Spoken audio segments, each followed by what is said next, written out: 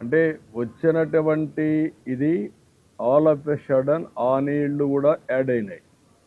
బుడమేరు ఎప్పుడు ఇంపల్సివ్గా వస్తుంది. వచ్చినప్పుడు ఆ నీళ్లు చేరే కొందికి అంత మునుపు కొన్ని ప్రాంతాల్లో నీళ్లు వస్తాయని ఎక్స్పెక్ట్ చేశారు. ఎప్పుడైతే బుడమేరు నీళ్లు వచ్చాయో all of a sudden Munneru కానీ బుడమేరు కానీ సడన్గా వస్తాయి. ఆ నీళ్లు కూడా వచ్చాయి. ప్లస్ ఇక్కడ వచ్చే నీళ్లు వచ్చాయి, ఆ నీళ్లు వచ్చాయి, రెండు ఎదురు తగిలే కొందికి ప్రమాదం ఇంకా ఎక్కువైపోయింది. ఆ బ్రీచెస్ కూడా ఉన్నాయని ఎవరికి తెలియదు. అడ్మినిస్ట్రేషన్ కూడా కొత్తగా వచ్చిన 80 రోజుల్లో ఎక్కడెక్కడ బ్రీచెస్ ఉన్నాయో వాళ్ళు చూసుకోలేదు. ముందు పెట్టిన వాళ్ళు కూడా ఎక్కడ పట్టించుకోలేదు.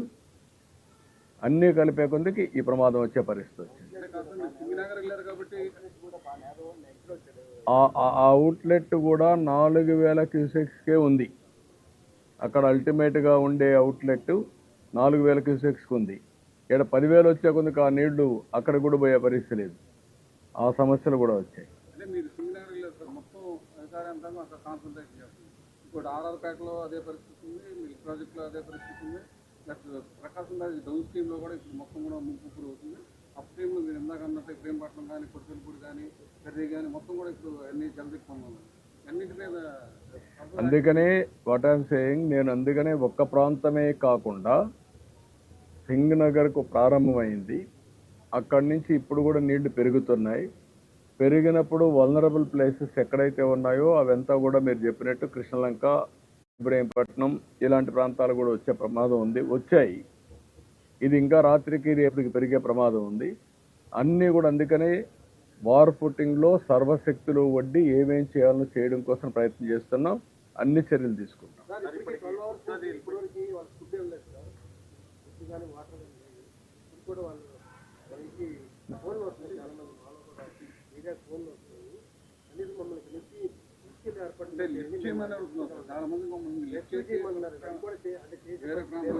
అంటే ఇప్పుడు నేను ఏమంటానంటే రాత్రికి అందరినీ తీసుకురావాలంటే ఒక 1000 మందిని 2000 మంది తీసుకురాగలుగుతాం. లేకుంటే ఒక 3000 4000 2,76,000 మేము తేలేం. ముందు మనం చేయాల్సింది ఏంటంటే అందరికీ కొన్ని సదుపాయాలు అరేంజ్ చేస్తే ఫస్ట్ ఫ్లోర్లో సెకండ్ ఫ్లోర్లో వాళ్ళు ఉంటే రేపు మార్నింగ్ నుంచి ఈ హెలికాప్టర్స్ ఇవన్నీ వచ్చిన తర్వాత ఇప్పుడు కూడా ఎవరైనా అత్యవసరంగా రావాల్సిన చిన్నపిల్లలు, ముసలి వాళ్ళు, లేకుంటే అనారోగ్యంగా ఉండే వాళ్ళని తీసుకొద్దాం. రేపటి నుంచి ఇక్కడ అన్నీ ప్లాన్ చేసి చేస్తాం. ఇప్పటికే 90 దాకా చేశాం. ఇంకా ఎన్ని కావాలనో విజయవాడలో అన్ని హోటల్స్ కానీ కమ్యూనిటీ హాల్స్ కానీ కళ్యాణ మండపాలు కానీ మొత్తం తీసుకుంటాం. అన్నీ తీసుకొని అక్కడ భోజనం పెట్టడం కానీ ఇవన్నీ ఎక్కడ ఏమాత్రం లోటు లేకుండా చేసే బాధ్యత తీసుకుంటాం. ఎన్ని పునరావాస కేంద్రాలు కావాలన్నా అన్నీ పెడతాం. Not one no limitation for that.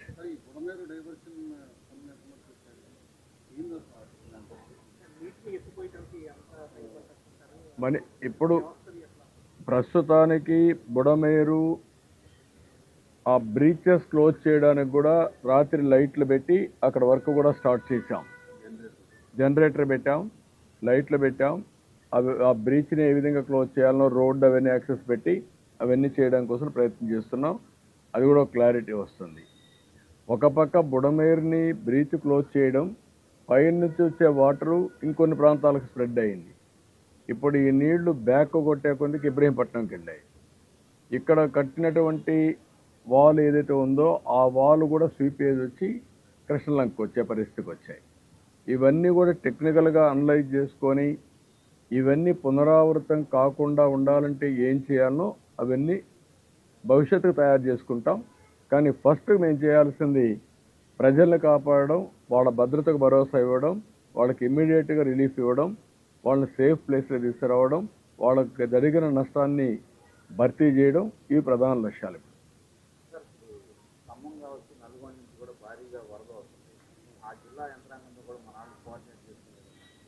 అంటే మనకి ఎక్కడికక్కడ నీళ్లు ఎంత వస్తున్నాయో వచ్చేస్తున్నాయి.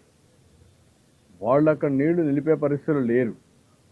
ఎక్కడైతే వర్షం పడిందో ఆ వర్షం అంతా మున్నేరుకు వస్తుంది, లేకపోతే ఇక్కడికి వచ్చే కొందికి బుడమేరుకు వచ్చేస్తుంది. అవన్నీ వచ్చేస్తాయి.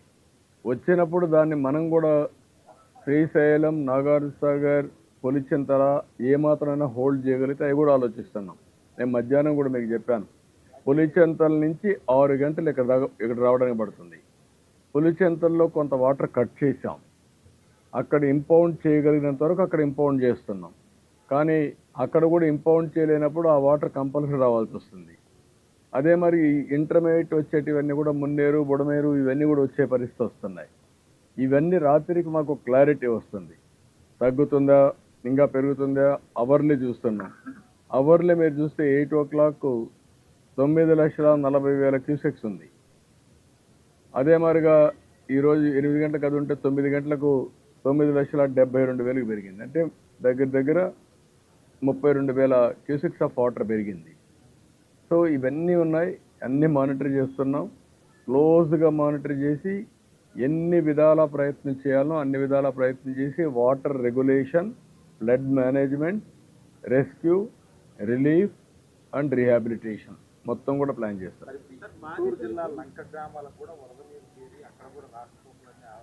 ఉన్నాయి, ఆ ప్రాబ్లమ్స్ కూడా వస్తున్నాయి. దానికి కూడా అందుకే రేపు హెలికాప్టర్స్ అన్నీ వస్తే ఎక్కడెక్కడ అవసరమో డిప్లాయ్ చేసుకుంటాం. వాళ్ళకు కూడా ఏమేం చేయాలో అన్ని వర్కౌట్ చేస్తాం. డెఫినెట్గా అడుగుతాం. రేపు ఇవన్నీ అయిన తర్వాత ఫస్ట్ వాళ్ళకి ఇన్ఫర్మేషన్ ఇచ్చాం, ఒక లెటర్ పంపిస్తాం. జాతీయ విపత్తుగా డిక్లేర్ చేసి రాష్ట్రాన్ని ఆదుకోమని కూడా కోరుతాం. అది రేపు పంపిస్తాం.